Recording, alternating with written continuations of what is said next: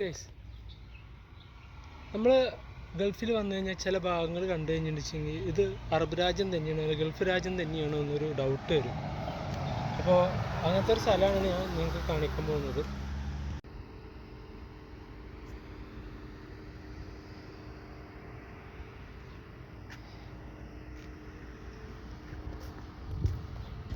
ഇപ്പം എങ്ങനെയുണ്ട് ഈ നടവഴി? മാവും പിന്നെ മുന്തിരിയും ചെറുനാരങ്ങയുടെ മരം, പിന്നെ ബദാം, നമ്മളെ നല്ല നാട്ടിലെ ബദാം കായ പോലെ. ഇതെന്താ?